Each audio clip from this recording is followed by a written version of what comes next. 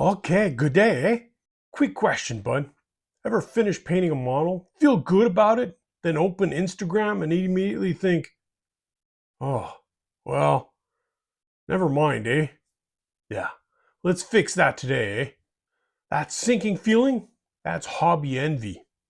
And today, we're also busting the biggest lie in wargaming, the myth that there's one right way to do this hobby, eh? If you ever felt behind, less talented, or like you're doing it wrong, hit the like, subscribe, and let's put this comparison monster back in its cage, eh? Beauty.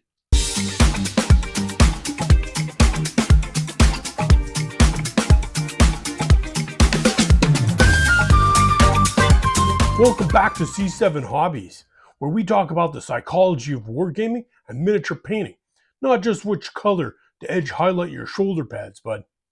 This episode's part of Fighting the Comparison Monster, the series where we unpack self-doubt, scrolling fatigue, and the pressure to be better than you were 5 minutes ago, eh? Oh, don't worry, eh? We're in the middle of a move.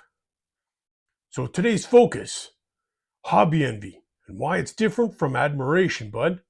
The myth of the right way, and why it's quietly draining your momentum, eh?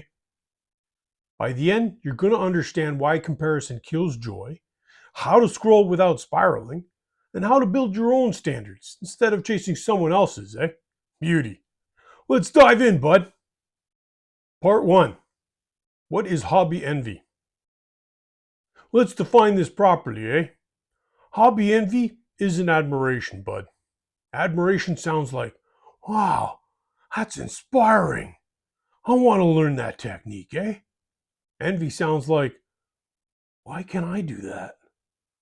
What's wrong with me, bud? See the difference? Admiration lifts you up. Envy tears you down. Now, I'm not going to make up hobby-specific data, but social comparison theory in psychology clearly shows we evaluate ourselves relative to others, especially in skill-based communities, eh? And when we compare upward, meaning to someone more advanced, it can either motivate us or deflate us. The difference often comes down to interpretation, eh? Same Instagram post, two people. Two totally different reactions, bud. Person A, that's cool. I'm going to try that technique. Person B, I'll never be that good. Why do I even bother, eh? Same input, different story. And the story you tell yourself, that's what determines whether comparison helps or hurts, bud. The internal script. When envy hits, your brain might start running a script, eh? They're naturally talented. They've got more time than me. I'll never get there, eh? Notice what's happening? You're not comparing brushstrokes, eh? You're comparing identity. You're not thinking their edge highlighting is cleaner than mine, bud. You're thinking they're better than me. They're a real painter. I'm just faking it, eh? And those identity comparisons, those hit harder because it's not about the model anymore, bud. It's about who you are. Also, most of the time, you're comparing your desk-lit phone photo to someone's professionally lit, color-graded micro-lens masterpiece, bud. That's like comparing your morning bedhead to someone's wedding photos and going, why don't I look like that? You do. You just need $2,000 worth of camera gear and a professional editor, bud. Part 2. Why scrolling makes it worse. Let's talk about the scroll, eh? You open Instagram or Reddit or Facebook, whatever floats your boat, eh? And what do you see, eh? Finished piece. Never the 17 failed attempts before it, bud. Highlight reels, best work only, beauty. Competition entries, literally the top 1% of painters, eh? 10-year skill journeys condensed into 30 seconds, bud. What do you not see consistently? Failed experiments, the models they stripped and repainted, burnout phases, the months they didn't touch a brush, plateaus, the years they felt stuck, shame piles, the half-finished regrets in their closet. This creates what's often called a highlight reel distortion, eh? I won't claim specific percentages. I don't have that data, but the distortion effect itself is well documented in media psychology. Your brain sees exceptional output repeatedly, and starts to believe that's normal. So you paint for 2 hours. You're proud of your work, you post it.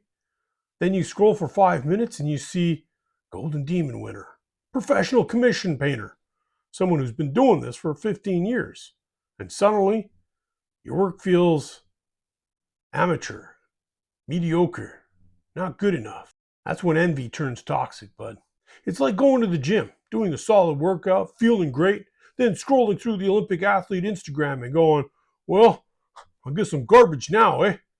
No, you're just comparing yourself to literally the best in the world, bud. Stop that. Part 3, the hobby wellness shift, from ranking to relating. Here's the shift that changes everything. Instead of asking, where do I rank? Ask, what can I relate to? Ranking triggers competition. You continuously measure yourself against others, bud, and in competition, someone has to lose.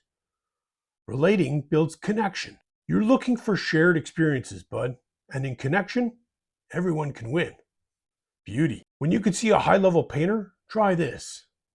Instead of thinking, I'm not there yet, ask yourself, what stage were they at 5 years ago? Because skill progression takes time, bud. That's well supported across creative disciplines. Nobody's edge highlighted perfectly on day one. Not even that guy, bud. Not even the legend you're comparing yourself to. They sucked once, too. They just sucked years ago before Instagram existed. Lucky them, Their work isn't immortalized on the internet for eternity. Ours is, bud. We're documenting our failures in 4K, Convert envy into information. All right. Here's a practical tool for the next time envy spikes, bud. Step 1, identify exactly what you admire. Not, they're better than me.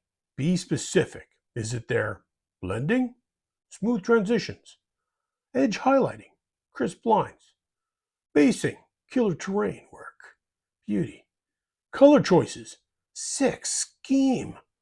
Pick one thing, bud. Step 2, break it into one small skill, Don't try to learn their entire technique. Just pick the smallest piece. Example, not learn to blend like them. Try practice one gradient on a test model. Step 3, practice only that, bud. Ignore everything else. Just drill that one skill till it feels less awkward. Envy becomes a roadmap instead of a verdict, bud. You're not comparing yourself anymore, You're just borrowing their GPS to find your own way. And if their GPS says turn left into perfectionism hell, ignore that part, We're not going there. Beauty. Part 4, the myth of the right way. Let's slay the big dragon, The myth that there's a single correct way to do this hobby. The myth shows up as real hobbyists airbrush. Serious players memorize every stratagem. If it's not tournament legal, it's wrong. If it's not box art accurate, it's incorrect. Here's the truth, There are best practices. There are efficient techniques. But there is no universal right way. This hobby contains competitive players, win at all costs. Narrative players, story over stats. Display painters, art pieces, not game pieces. Speed painters, tabletop ready is good enough. Collectors, never touched a brush, just build and organize, Kit bashers, conversion artists, lore nerds, reading wikis for hours.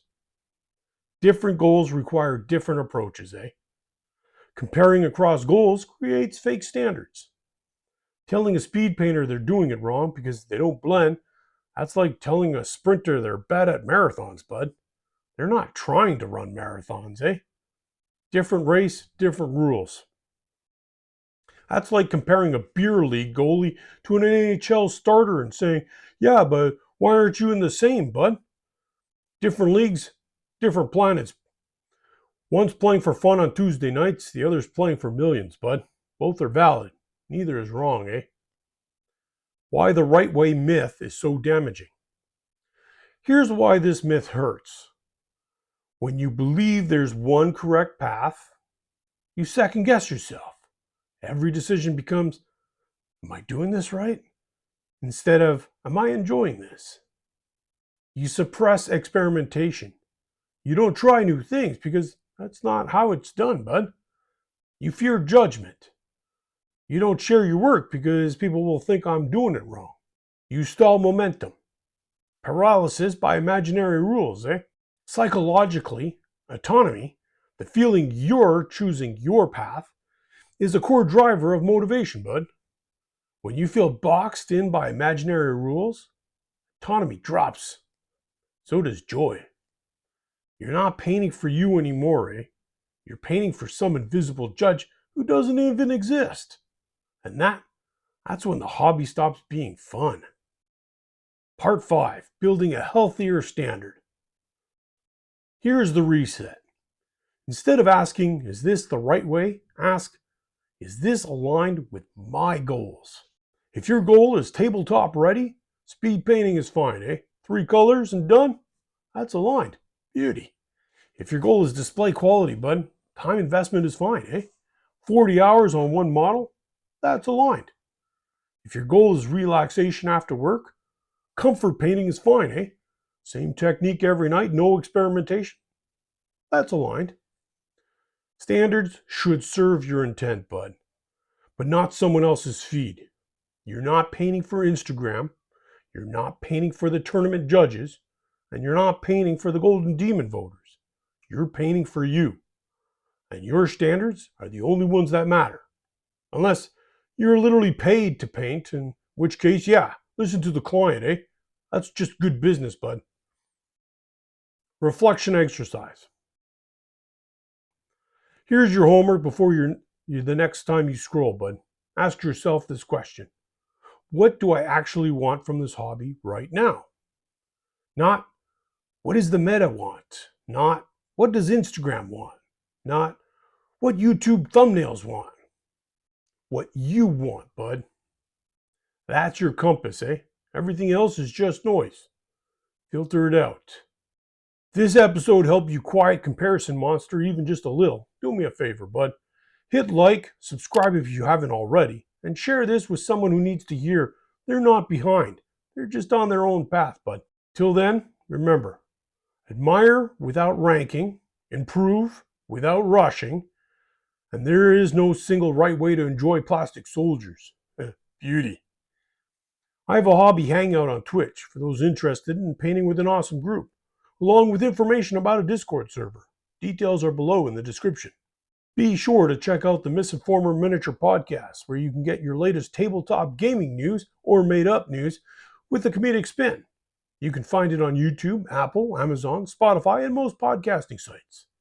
I now have affiliate links below. You can support the channel by purchasing hobby supplies I use, and it doesn't cost you anything extra. In fact, it helps save you money and it supports the channel. It's a win-win. Totally awesome. Or if you want to buy me a coffee, you can do that too. Whatever floats your boat, eh? I greatly appreciate all the support. Without you, this would not be possible. So thank you. Now go forth, be awesome, and paint for the paint gods.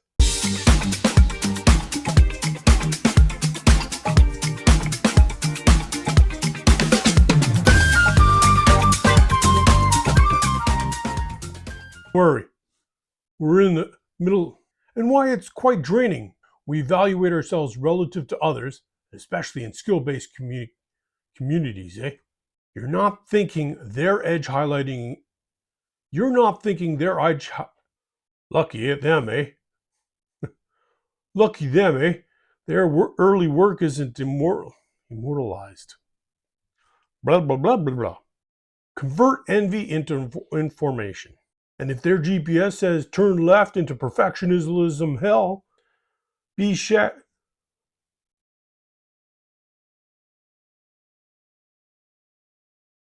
Are we out? Hey man, are we out? Okay, we're out.